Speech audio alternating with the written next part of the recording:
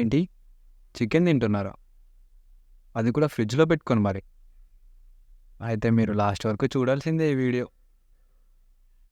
Hello foodies, how are you? ఈరోజు అందరి favourite dish chicken పైన మన టాపిక్.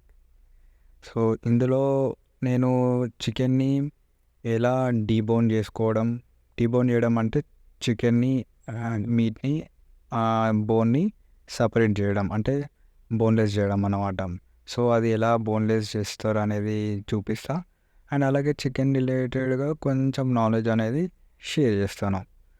అండ్ ఇందులో సేమ్ వీడియోలోనే చికెన్ అంటే మనకి అది పౌల్ట్రీ కిందికి వస్తుంది అనమాట. సో పౌల్ట్రీ అంటే చికెన్ వస్తుంది, డక్ కూడా వస్తుంది. సో డక్ని కూడా ఎలా డీబోన్ చేసుకోవాలి, సో డక్ని డీబోన్ చేసే మెథడ్ కూడా సెకండ్ అంటే లైక్ చాలా వేస్లో డీబోన్ చేస్తారు. సో చికెన్ ఒక వేలో డీబోన్ చేయడం చూపించా, అండ్ అలాగే డక్ని కూడా ఇంకా సెకండ్ వేలో ఎలా డీబోన్ చేయడం అనేది చూపిస్తున్నా.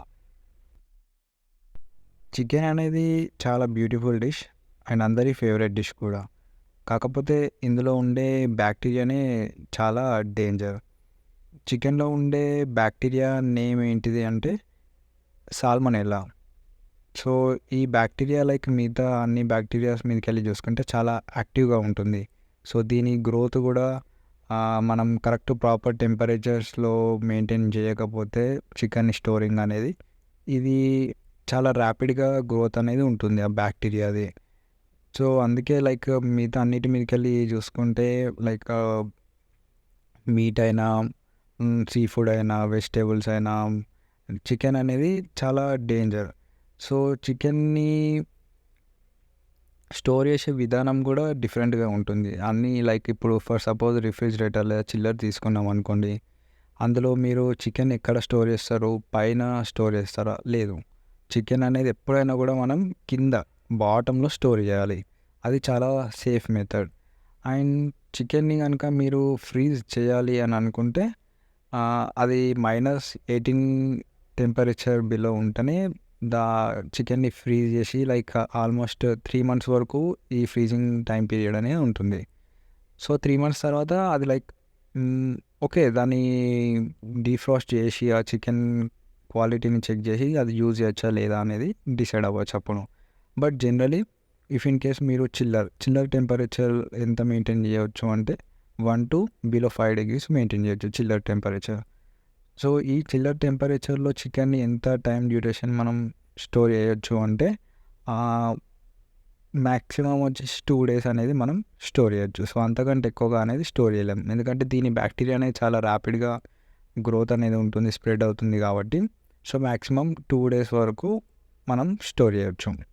సో ఈ చిల్లర్లో మీకు బ్యాక్టీరియా అనేది మరి పెరగదా, సేఫా అని అంటే కాదు, సేఫ్ అనేది కాదు. కాకపోతే బ్యాక్టీరియా గ్రోత్ అనేది చిల్లర్ టెంపరేచర్లో చాలా స్లోగా ఉంటుంది. సో అందుకే దాని టైం పీరియడ్ వచ్చేసి కూడా మనకి ఓన్లీ 2 days మాత్రమే. అదే ఫ్రీజర్లో అనుకోండి, బ్యాక్టీరియా అనేది చనిపోదు అందులో ఉండేది ఫ్రీజర్లో పెట్టినా కూడా. కాకపోతే బ్యాక్టీరియా అనేది స్లీప్ మోడ్లో ఉంటుంది.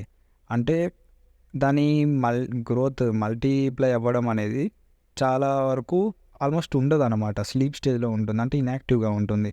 మరి ఎప్పుడైతే మీరు చిల్లర్లోకి తెస్తారో అప్పుడు పెరగదు, అంటే లైక్ ర్యాపిడ్గా మీరు బయట ఇప్పుడు రూమ్ టెంపరేచర్లో పెట్టినప్పుడు ఎలా అయితే పెరుగుద్దో ర్యాపిడ్గా, అలా ఫాస్ట్గా గ్రోత్ అనేది ఉండదు బ్యాక్టీరియాది.